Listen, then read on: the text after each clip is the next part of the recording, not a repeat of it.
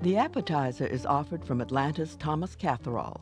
It's an unconventional treatment of the classic Caesar salad, only here the focus is lump crab meat. Then it's off to Maryland's Eastern Shore. For his entree, Chef Paul Milne prepares venison medallions presented with shiitakes, apples, and celery root. Finally, the dessert course is offered from Naples, Florida. Pastry chef Norman Love certainly explores the world of almonds with ice cream, cake, and blancmange. Tom Catherall's eclectic Tom Tom is a popular bistro in suburban Atlanta. The owner chef is a native of England and apprenticed in Newcastle. He came to the States, graduated from the CIA, then worked in London, Bermuda, and Barbados before moving to Atlanta. His first course is Crab Caesar Salad. We're ready for Crab Caesar Salad. This is, I'd say, a modern presentation of a favorite Caesar with some lamb crab meat. Well done, I've separated a few hearts for garnish from the outer leaves. This is organically grown romaine, but you can use any kind. So for four, you need a whole head. I'm going to chop some for one, so I don't need the whole head. We'll roll the leaves tight. And I'm going to shred them nice and fine.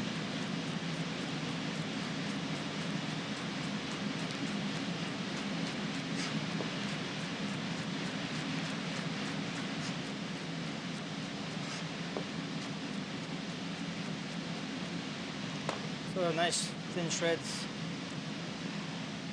This I'm going to add to the bowl. The dressing is fairly standard, containing egg yolks, Dijon mustard, chopped anchovy fillets, and chopped garlic. And add to it a little bit of Caesar dressing, which we have here.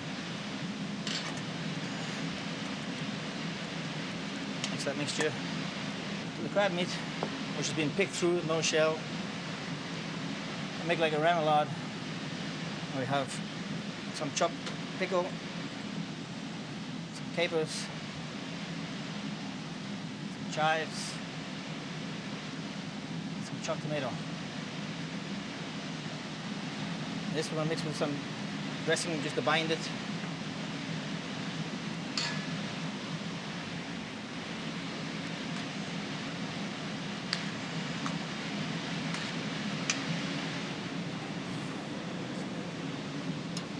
Season a little bit of salt and pepper.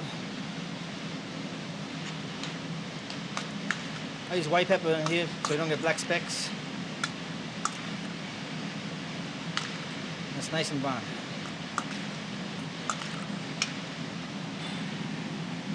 Bring our plate. This is a cookie cutter. I have assorted sizes. It's a nice size for the salad. I'll place some of my lettuce in the middle, on the bottom.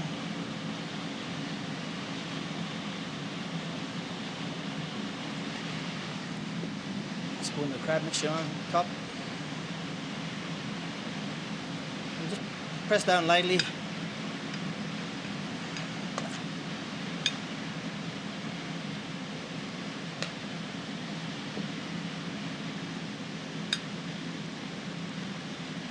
Should even all the way around.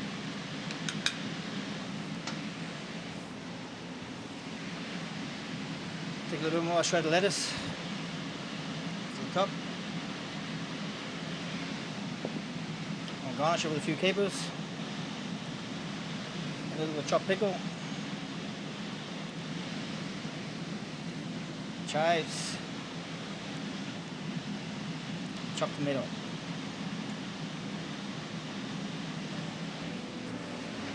Take a heart, which is the small hearts from the center.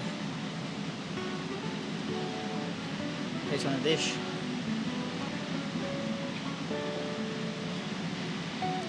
Garnish. A final garnish is basil-infused oil.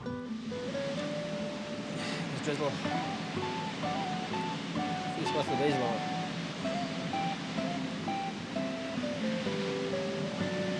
And garnish it with a few croutons. Lift off, ring, smattering of Parmesan cheese.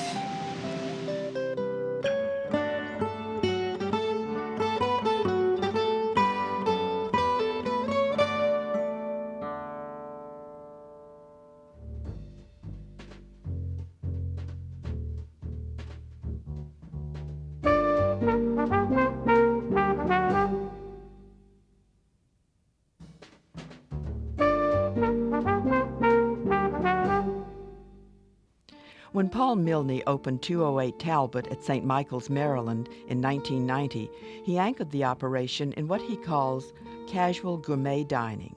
That is, a loose dress code, ample portions, and prices that hover under, not through the roof. In other words, he was ahead of his time. His entree stars venison medallions. An accompanying starch served with the venison is deep-fried sweet potatoes. Well, the potatoes are still a little bit pliable. We're just going to form them into the shape we want. And as they sit, they'll continue to crisp up a little bit.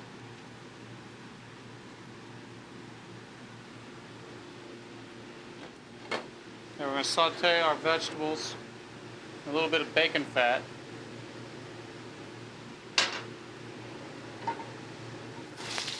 The sauté includes julienne apple, celery root, shiitake mushrooms, and Vidalia onions.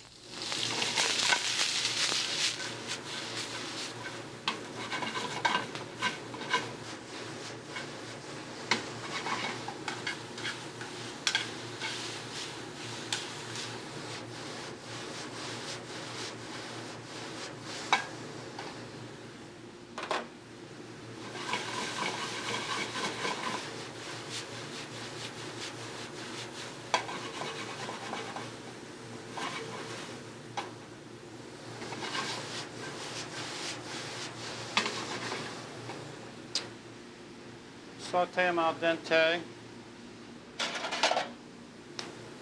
then we're going to add some of the currants, which is soaked in Zinfandel. And a little bit of Zinfandel.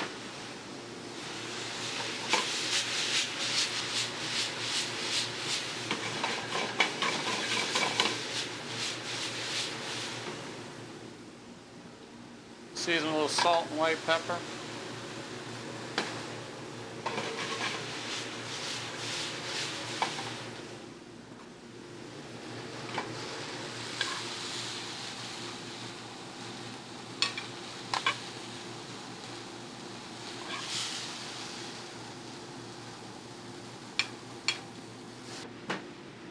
Our venison medallions, we'll season with a little bit of salt,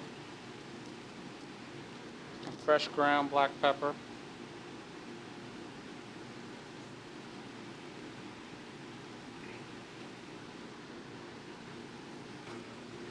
Then we're going to saute them, medium rare, about 1.5 minutes on each side.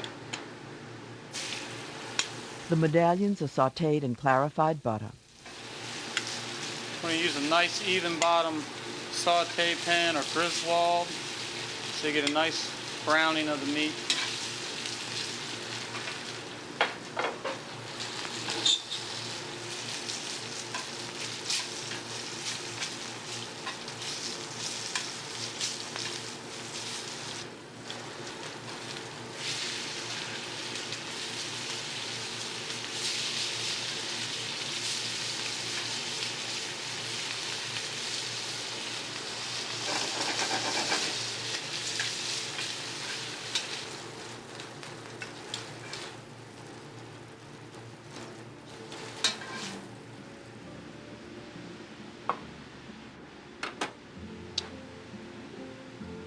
Place our venison around our veg.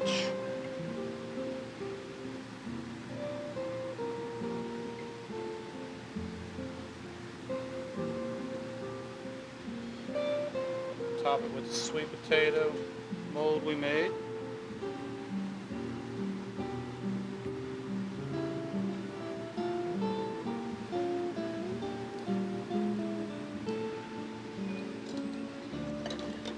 Nappe sauce around the edge.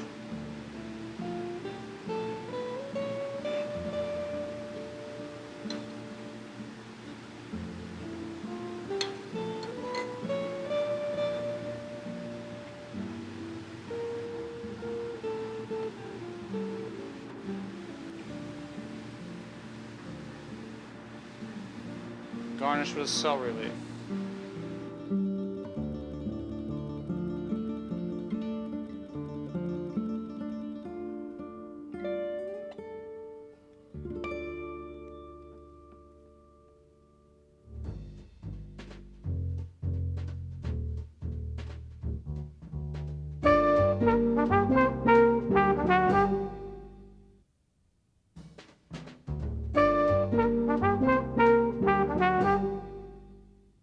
Norman Love is the corporate pastry chef for the Ritz-Carlton Hotel Company. He is based in Naples, Florida, but is responsible for 34 pastry operations. Appointed to the World Pastry Cup '99 Team USA, he calls this classy dessert, in a spasm of understatement, Almond Experience. The only part of the dessert that doesn't contain almond are roasted pears. This particular dessert is a wonderful winter dessert. So once our pears have been peeled, we're going to cut our pears in half, core them. Okay, cut the pear in half, and using a Parisienne scoop, able to cleanly take out the center of the pear. And using a paring knife, we're able to trim away, clean up the pear so that they're very attractive looking.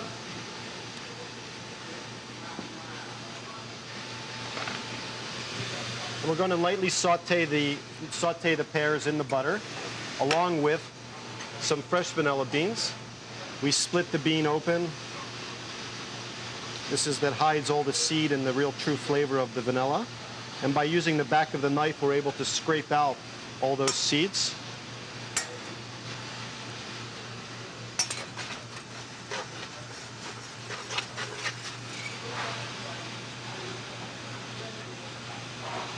Vanilla extract is not really recommended as a substitute for this recipe. That vanilla beans are really necessary.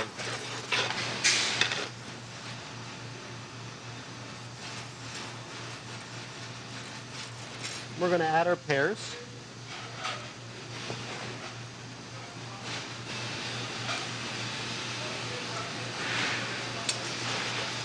And we're going to take a little bit of granulated sugar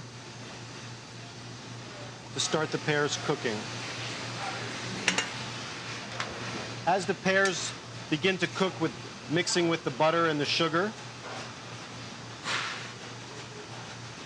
will start to caramelize just lightly. We're going to continue then to add just a bit of brown sugar.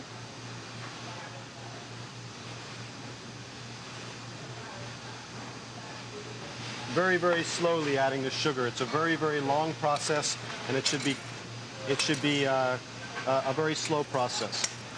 If we force the pears too quickly, the end result is the pears won't have that beautiful color, and they won't have that caramelization entirely through the pear. It will just be on the exterior of the pear. Or the flavor of the juices of the pears mixed with the caramelization, caramelized sugar and butter will really bring a beautiful flavor.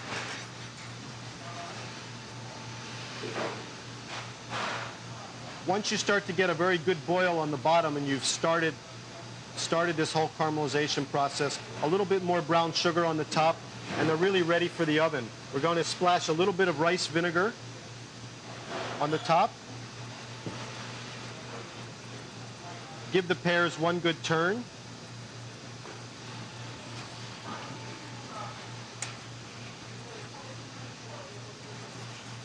And the pears are now ready for the oven.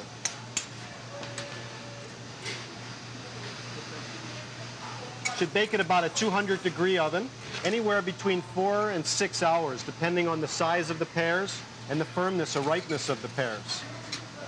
It's very, very important that during the process that we're slowly adding more sugar, we're slowly adding a little bit more butter, and we're slowly adding rice vinegar, and continually baste the pears through the cooking process.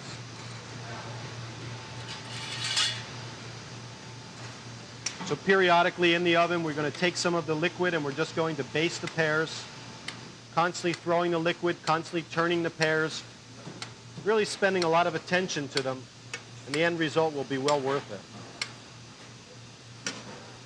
They're going to get really well glazed.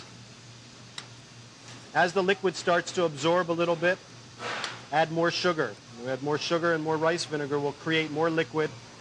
You're able to continue to baste. Okay, so the pears have just come out of the oven. You can see the beautiful color. It's almost has a red cast to the pears.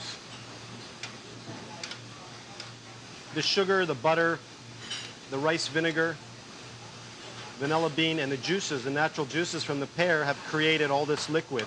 which in the end result will become the sauce to the dish. Has a little bit of a hint of vinegar in the sauce, and it really gives a contrast of the sweet and sour to the pear. As we move on now, we're going to now make the almond cake. The almond cake is it's a very fresh, very light, very buttery tasting almond cake.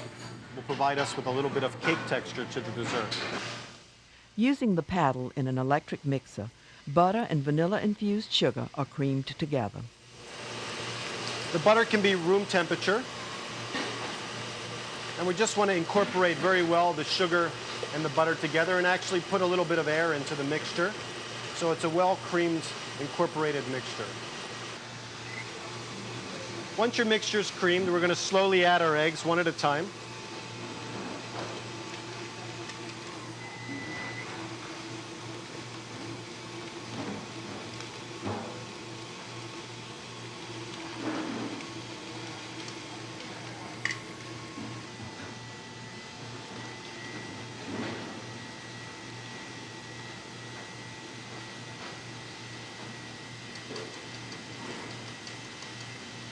Once you've placed all your eggs inside the machine, we're going then to add some vanilla extract.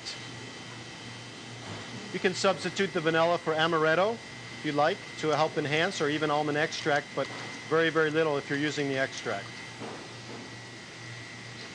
Next, we're going to add our dry ingredients. First, starting with the almond flour.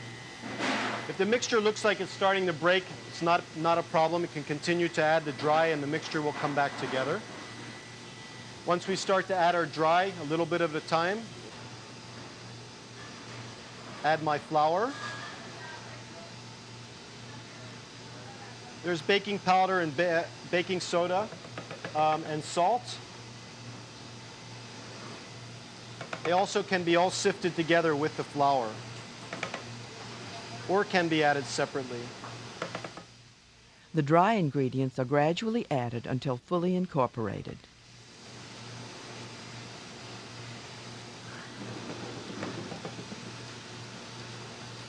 And the last ingredient is sour cream. This is going to give a little bit of a tangy taste to it, as well as provide moisture to the mix, and creaminess.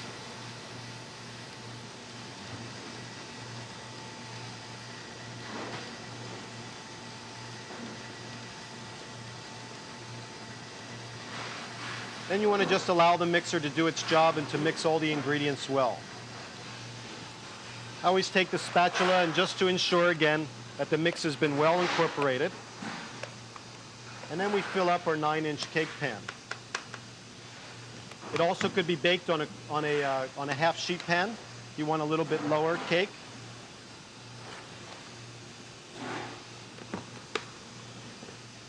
The cake will rise, but it won't rise excessively.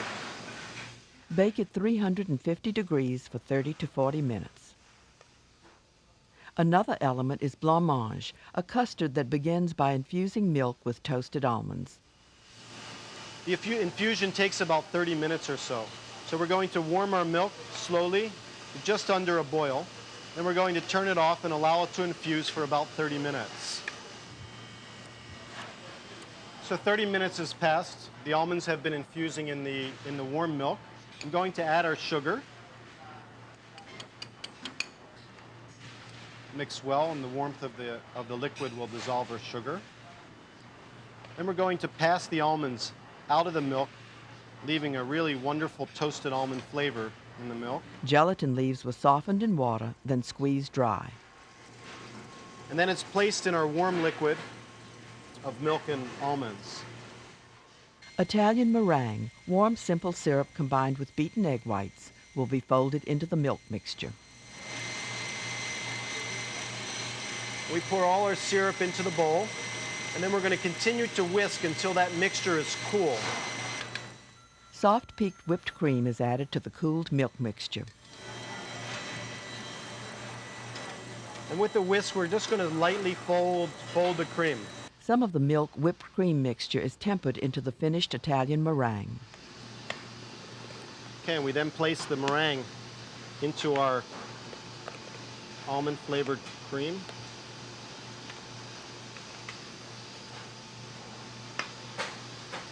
and we fold.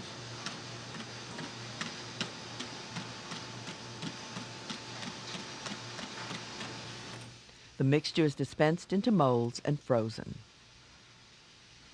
Presentation starts with the blancmange and room temperature roasted pear. And then some of that liquid from the roasting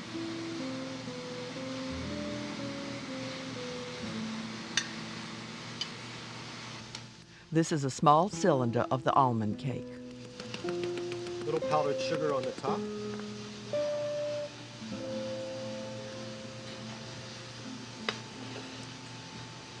Some caramel sugar.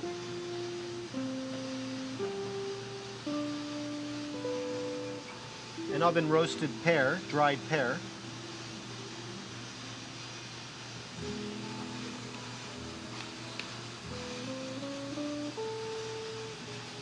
And a nice canal of almond ice cream finishes the dessert.